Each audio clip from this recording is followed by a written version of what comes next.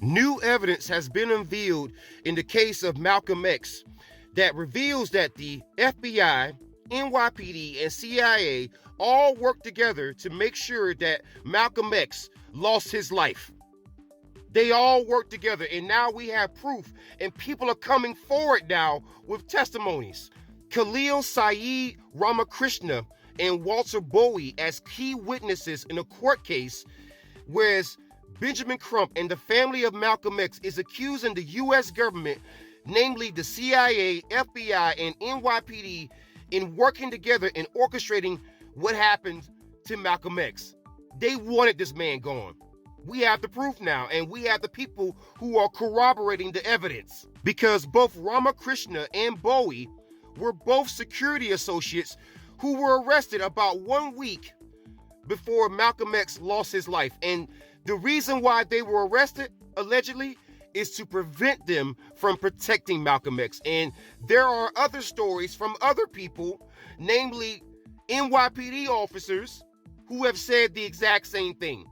And it all lines up now. And what's being alleged here is that the NYPD deliberately arrested members of Malcolm X's security detail to make sure that security detail was nowhere around when the NYPD, CIA, and FBI wanted to make sure they got rid of one of the biggest civil rights icons in not just American history, but world history.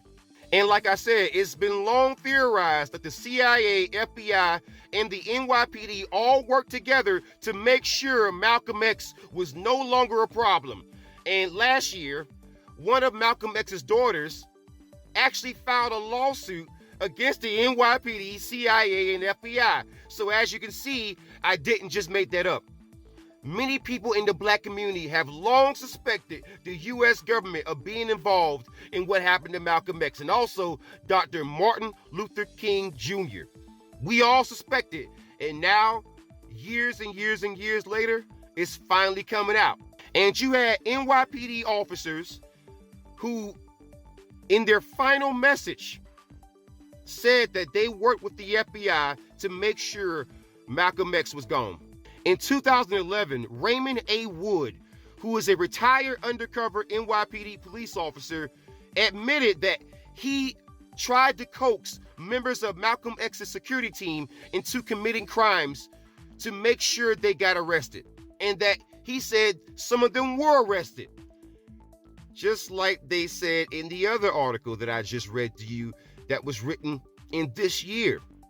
And here is a direct quote from Raymond A. Wood. Quote, "I was a black New York City undercover police officer between May of 1964 through May of 1971. I participated in actions that in hindsight were deplorable and detrimental to my own black people," end quote.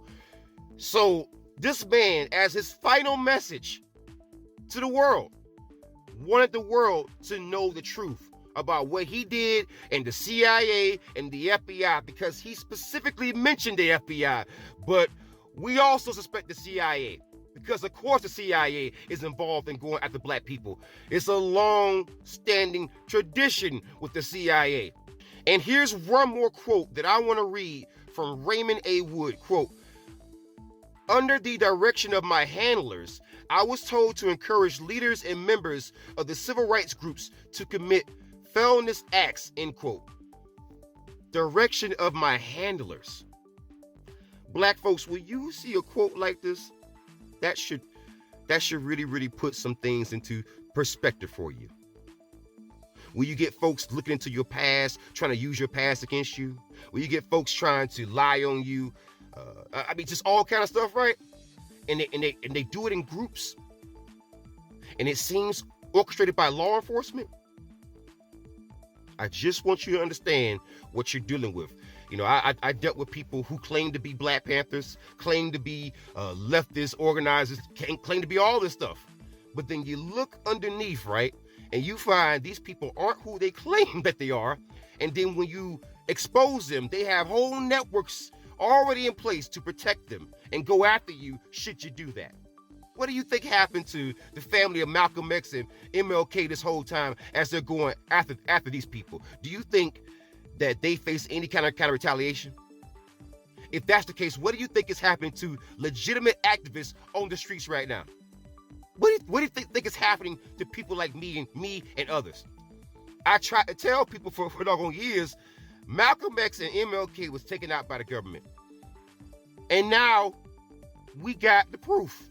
It's looking more and more like the U.S. government got rid of every single civil rights leader and is continuing the exact same practice to this very day.